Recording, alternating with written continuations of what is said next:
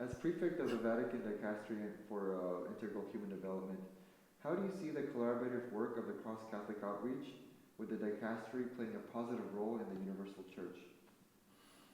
Well, okay, so as the name of the Dicastery goes, biggest task entrusted to us with a merger of these 4 dicasteries to be able to take care of all development concerns around the world. We recognize that we're still a church and that we located also here in the Vatican. And the people of God, so the church who are in need of such assistance and help do not live here in the Vatican. They live in the different places, different dioceses and different parishes.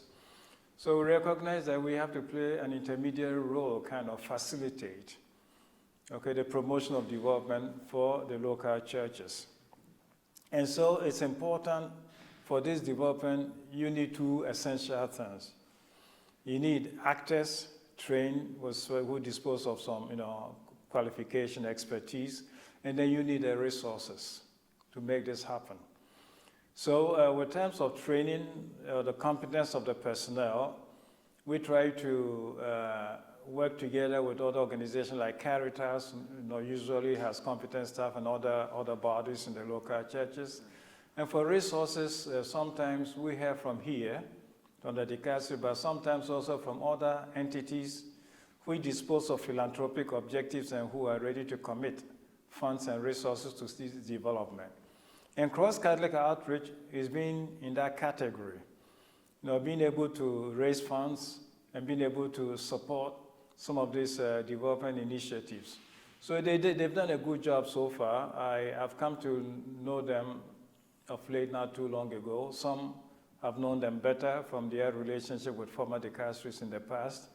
But we're making an experience of them lately, and we found them to be, a dependable dependable supporters, benefactors, if you want, of some of these projects to help, promote the development of people, supporting them in their, needy situations, sometimes helping them develop facilities, sometimes helping them feed, sometimes helping them develop agricultural means and all of those. All right. So you kind of answered some of the questions in number 2, so I'll skip that. Sure. Let's move over to number 3. Where is the greatest opportunity for cross-Catholic outreach to help with Populum Progressio, the foundation, and their charitable work? As I mentioned, we need 2 things, the skilled personnel and then the resources. Everything in the Holy See has a little bit of tradition, okay, has a bit of history. Now, so there is, in Latin America, in this case, a foundation called the Populum Progressio, which was established by Pope John Paul II during his visit to that part of the world, okay, in the 80s. And Populum Progressio was set up to promote development among 2 needy classes of people in Latin America, the indigenous population and people of African descent, okay, in Latin America. So basically, it is promotion of the development of people, but in a special category, probably recognizing the fact that the normal development procedures sidesteps or does not take them into consideration. So that's Populum Progressio as a foundation. Now, this foundation itself, which is handled and managed by the local churches, because their board is constituted by the Bishops' Conference of the local churches. This board, however, does the work of selecting projects, identifying projects, or helping the communities formulate the projects. Then it comes to financing the project. And the financing of the project sometimes is taking Populum Progressio to come knocking on the doors of CHE, Italian Bishops' Conference, or some other donor groups around the world. And that's where cross-Catholic outreach comes in very handy. Indeed, it's practically institutionally committed a certain sum of money to helping Populum Progressio every year. If I'm not mistaken, at least every year they try to commit about $500,000 dollars to development projects and support of things happening in that area. It's a big help, because we could not, this dicastery cannot, arrange to, donate or to give to one particular region this quantum of money for their development and help. So the support of the cross-Catholic outreach in that regard is almost invaluable, and we're always grateful to them for doing that. Right. And can you quickly explain in layman's terms the significance of the pontifical statues Cor Onum conferred on cross-Catholic outreach in 2015? Yeah, it's almost like a recognition, okay? It's a sign of recognition, recognitio. And the recognition of anything related with the church simply means that the church recognizes them as a legal entity, recognizes them as worthy representatives also of the church itself, meaning that in terms of doctrine, in terms of what they do, they are ably representative of the church. The church can identify with them without any problem. So that's the big thing. But essentially, the title which was conferred on them is a title of recognition. Okay, and recognition in that sense, the procedure is a little bit interesting. It's during the days of Pope John Paul II, he allows some dicasteries which deal with certain groups in society the power to confer on them this recognition. And so Cor Unum at that time had the right or the power to confer this on a body that assists with humanitarian assistance and development aid. And so it was the competence of Cor Unum at that time to confer on cross-Catholic outreach this status.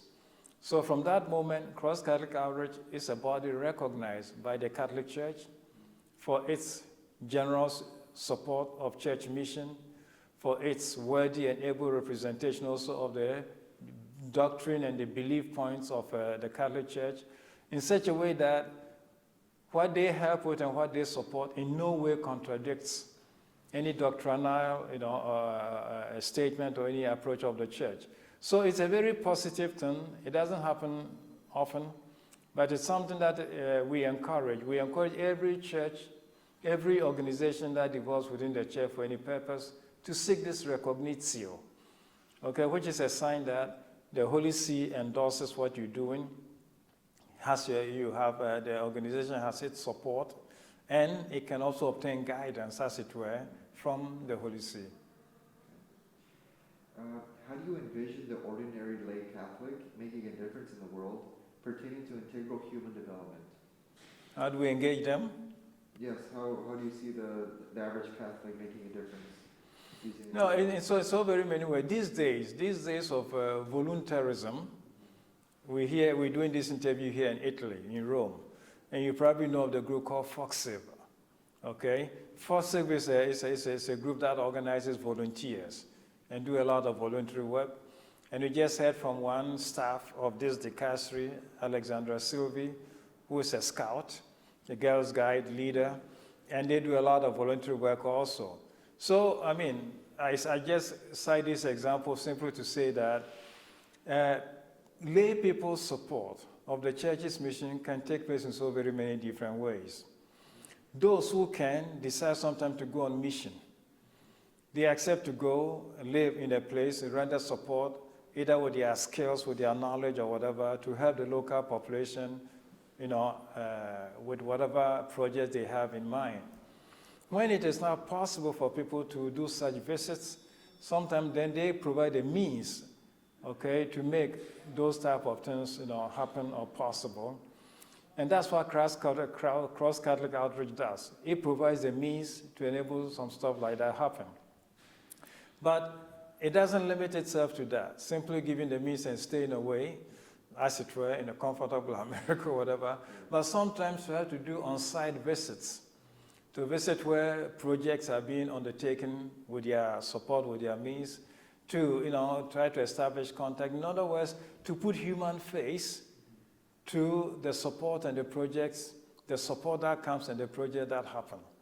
So it's to kind of avoid the risk of anonymity, okay, which happens compared with some UN or whatever type of bodies. The help comes, you don't know who's providing it, you don't know what motives and all.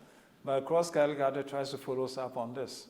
So it's not simply the help, but the help as a witness of faith and the charity of Christ, provided by other brother and sister Christians in another part of the world. So basically enabling us to live what used to be the style of the church in the past, of brothers living in communion, sharing what they have in common, and enabling everybody to live a worthy and decent life.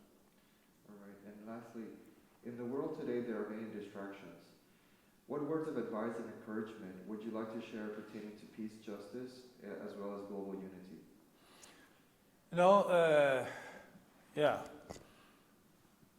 I like to make this very short because right away, I listened to the question. The thought that came to me could have been very long, but I'll try to resist. Yeah, right. It's just that Pope Benedict said it, and Pope Francis repeated it. You cannot love somebody without being interested in the person's social condition. Okay? And when Pope John Paul II was beatifying a German, a German donor, a German humanitarian, the founder of a German assistance similar to St. Egidio or something in Germany, Pope John Paul II said that Christianity is not a life limited to the sacristy, but it's a life that is meant to be manifested in workplace, in families, in the places of support and help and all of that. So, in a very real sense, there's a very real, concrete, charitable aspect to the Christian faith. Okay, I know that in some places this becomes sometimes a big challenge, having people put the two together. And sometimes when people try to put the two together, they may be labeled as either socialist or whatever type of term. But in a very real way, it is living what Paul says in his letter in the letter of James. Not Paul, but as James says in his letter, that faith without works is dead. Okay, if faith without works is dead, then it just means that all believers or who profess to have any faith must follow that up with what the faith invites them to do. And this can be illustrated in so very many different ways in scriptures. I just cite one because, as I said, the temptation of going on is big. There is in the Gospels this parable about 10 virgins who went out to meet a bridegroom or a wedding party, and there 5 took their lamps with oil, and 5 took their lamps without oil. If people looked at that episode and recognize how baptisms are celebrated, because in baptism, when a child is baptized, then the minister lights a candle, puts it in a hand, and then the words that are said as, keep your faith, like this flame, candle burning until you go to meet Christ. Okay, so in a way, all of us are carrying burning candles, which we need to ensure. We need to ensure that it burns until we go to meet Christ. That parable shows us that sometimes we're not able to keep this candle burning, either because we don't take enough oil, either because we don't sustain the flame, or whatever. And then faith without works means what? It's just, what is it that sustains the flame of faith burning? It is works of charity. It is works. So to keep our flame of faith burning, we need, the charity of Christ. We need the works of mercy. We need the different support activities to be able to keep this flame burning. So if there's any advice to give to anybody, especially if they are Christians, then it is simply to say that the works of charity is not an option for a Christian. It is the way that every Christian brings his faith, makes his faith come alive. And in that sense, it's not optional, something that one may choose to do or one may not choose to do. It's just something that becomes a living witness to the faith we profess, and the stuff that everybody just needs to find a way of doing. The early Christian church taught us that in the Acts of the Apostles, living together, sharing everything in common, and they say there was nobody in need. So that just shows that if we could in our world today also live together, share our resources, indeed there will be nobody in need. And there will not be the discussion about inequalities. The wealth of the world is in 10%, in the hands of 10%, and 90% are poor. All of this simply means that we're not able to imitate what the early Christians used to do. So faith without works simply invites us to support, undergird our faith with our works of charity in imitation of the charity of Christ.